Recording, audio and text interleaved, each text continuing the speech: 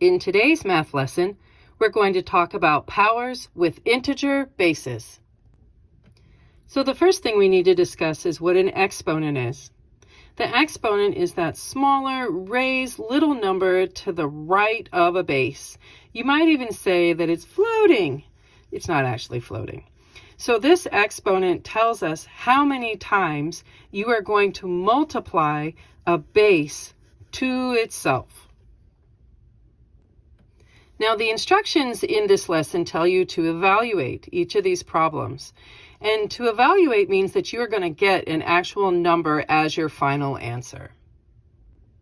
Being that in this lesson, our goal is to evaluate each one of these expressions, it might be a really perfect time to grab a calculator. And both of these calculators will more than do the trick to solve, to simplify, to evaluate the expression that you are given. However, if you don't have one of these at your disposal, don't worry about it. We're going to work out each of these problems by hand. But if you want to check your work, using a calculator might be very helpful just to make sure that you are processing through these expressions correctly. Here in example 1, we are given the task of evaluating 3 squared. So my exponent is 2. So an exponent means that you're going to multiply your base number 2 times, as this case would be. So whatever the exponent is, that tells you how many times you're going to multiply your base number to itself.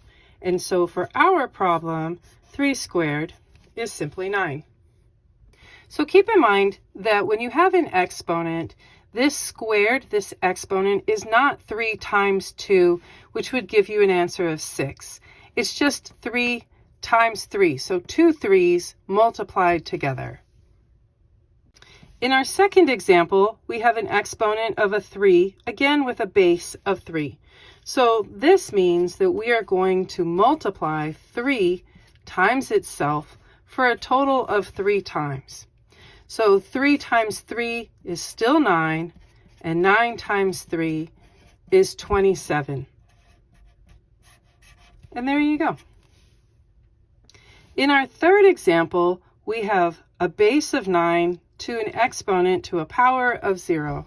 So this is a little bit of craziness that is a little hard for a person to accept initially. So what it is that any number in the whole wide world to the 0 power always has a value of 1. So this doesn't take any work to do. 9 to the 0 power is going to be equal to 1. You might even just expand that and say, well, that means that 339,012,406 to the 0 power is still equal to 1. So there are lots and lots of options that you can have to the 0 power that will always end up with a final answer of 1. In example 4, we have -1 that is contained in parentheses to the 4th power. So this is important to look at whenever you have a negative value with an exponent.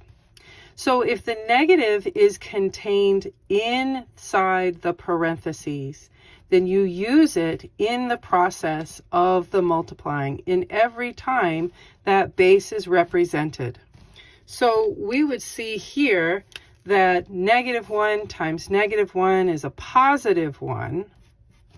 And this -1 times this -1 is yet another positive 1, which in turn makes +1 times +1, which is still just 1. And there you go. In example 5, they've changed it up just a little bit. So we are given this situation where we have 8 to some unknown exponent of s. And we need to figure out what that exponent is going to be so that my final resulting answer happens to be 8. So our goal is to figure out what is the s. So since we're having to determine what value of s is going to make this to be a true statement, you can test different values in the exponent location to see what happens. So we could test 8 to the first power and see what we get. We could test 8 to the second power and see what we get. And 8 to the third power and see what we get, and just so on and so forth. So 8 to the first power is just 1 8. It's just 8. 8 squared is 8 times 8, which is 64. 8 times 8 times 8 is a whole lot more than 64. So we know that's going to be way out of range. So we were actually able to figure this out on the first step, where just an exponent of 1 made this to be a true statement. And there you go. So before we close out this lesson today, I wanted to have a quick moment of discussion of, did you know that there's an exponent button on the calculator? It's this guy right here. And technically, its name is called a caret. I don't know why it's called a caret, but it is. So, for example, if you had a problem where it was just, 13 squared, that's not a hard thing to find on your calculator. It's just right here with the squared button. Not a big deal. And then when you push enter, you've got your answer. But what if you need more than a squared? And what if you don't want to type it out again and again and again and again? So if I had, say, 13 to the fourth power, so 13, there it is. And then I came here to my caret button. There it is. This little arrow up, and it means, I guess, get that exponent up there. And so I push that caret button.